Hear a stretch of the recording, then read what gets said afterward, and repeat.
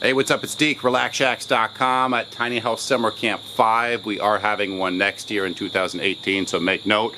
But here's one of the things you unfortunately missed. Hi, I'm Macy Miller. I blog about tiny houses over at minimotives.com. This is a camper my partner and I built, which you can follow at learningthelongway.com.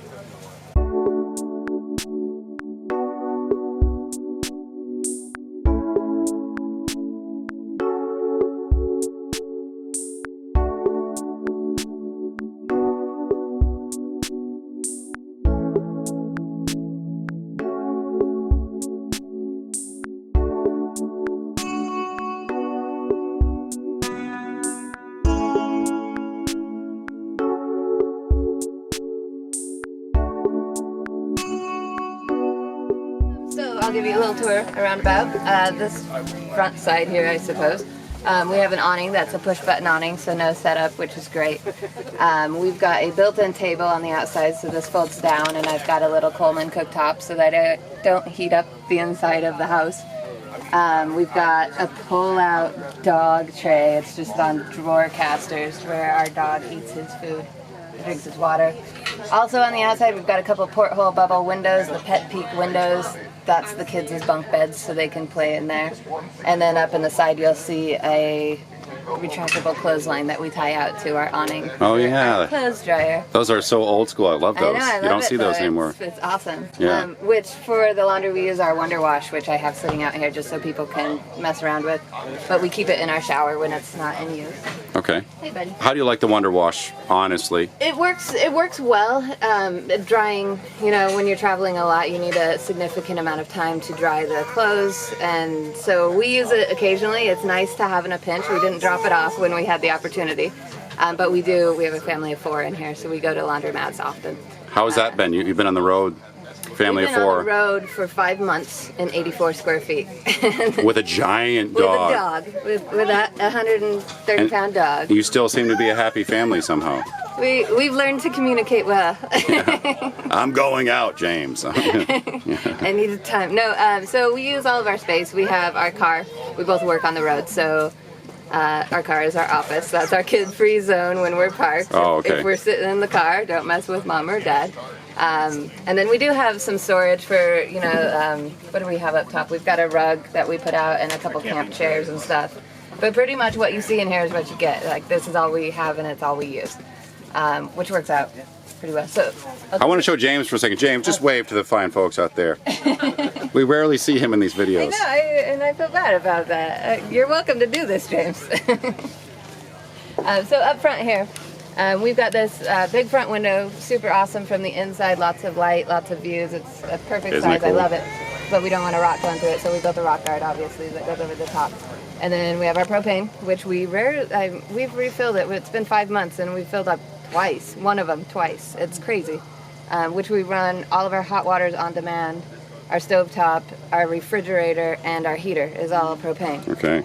In this bin, we have dog food for a little beastie. And this one, we have a backup generator, just a little Honda generator. We've used it, we've pulled it out twice so far. And then on this side, we have our map. So we're routing our so map. Cool. This is the lower 48. We have Hawaii and Alaska on the other side.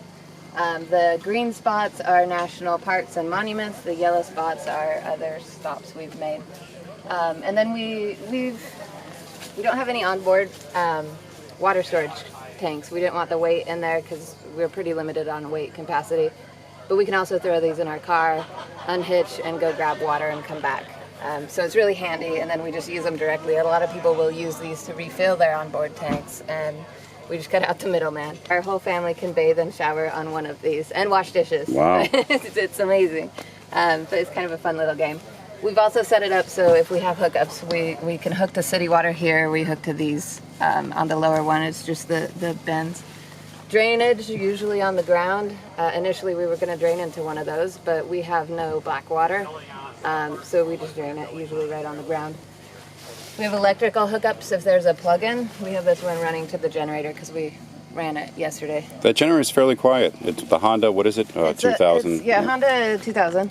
Yeah. It's one of the quieter units they offer, I guess. And yeah, you can stand here and have a conversation. It's it's better to stand over there and have a conversation, obviously. It's not currently running, but the same model is running right over there. Yeah.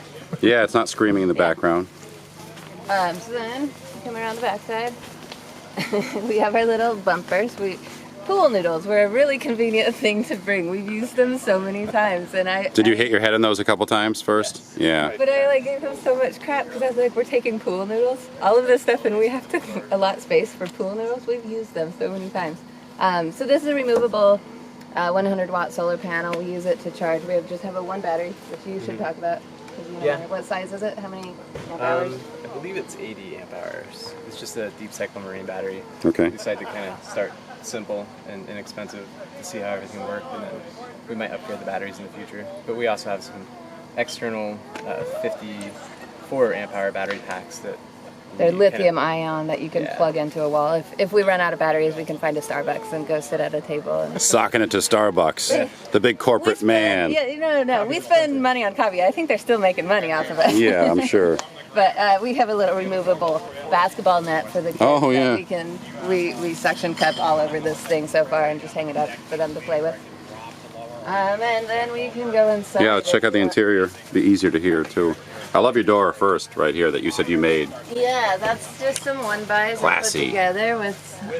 It's actually got purpose, and James doesn't believe I actually designed this far, but I did. So when Denver lays down, he can see out. When he stands up, he can see out, and when I stand up, I can see out. Is it all like biscuit joinery, or how do you put it together? Craig jig, okay. Right. Yeah, well, it's Craig jig, and you routed out an area in here, in between the two one-bys, and stick a bunch of silicone in there and plexiglass. Looks good. And then glued and screwed together. There's screw holes. Yeah. Okay. Put them Cool. together. You want to come in here? Yeah. So let's just start in the back. Here's the bathroom. It's our bathroom, but this is private. Oop, that's my head hitting the ceiling. Yeah, just low clearance.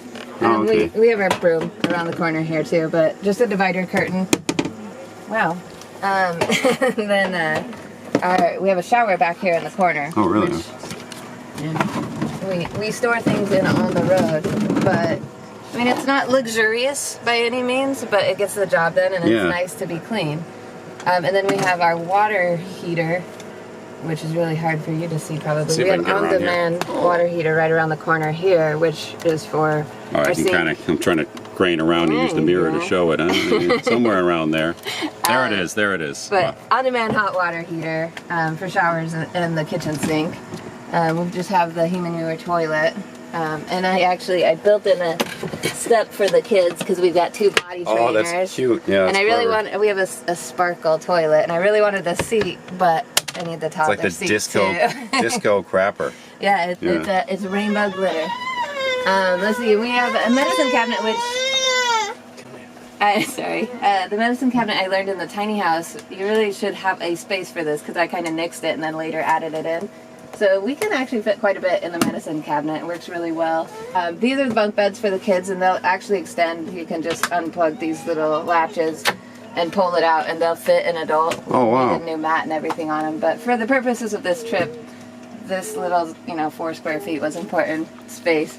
The troll dolls up there. Yeah, that's a cool little fun nook for a kid up there. Princess Poppy. Yeah, they both have shelves in the back, and they have like a drop-down table so they could draw on. But then we also have that space, which obviously gets used to draw on. It's seen some mileage. Yes, just a little bit. Yeah. And then I've got a box here. This is our bedding storage because our couch turns into our bed. Okay.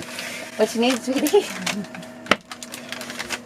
Your kids are probably so used to people poking in your dwelling. Who's the creepy man with the camera? I was showing, but she goes, "Mom, you forgot to show him the map." Oh, yeah. Why don't you just do it? They're on top of things, yeah.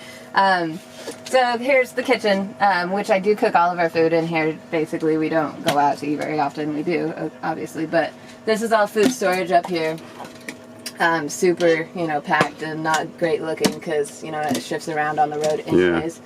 Yeah. And then refrigerator also. This is designed for the dog to tilt forward instead of swing out, so that when he's laying here, I can just tilt in and throw something over him without disturbing him. Because I do love my dog, regardless of what some people think. We've got counter space that pulls out, cutting board, so I can cook, and we actually have a cutting board that fits over that, but I almost never pull it out. And then we have, for when we're on the buckets, we have running water anytime, but then also when we're off grid like this, we have separate drinking water. Oh. Because it just tastes a little too plasticky for me, so we just installed that yesterday, actually. These are awesome. This is just a magnet rack. What are you doing, sweetie? She's like putting everything back. Mom, you're leaving the place a mess. Yeah, I'm not actually meticulous. Somebody accused me of being clean. I'm like, no, I just have my daughter come follow me everywhere I go. But then this here, let me show you.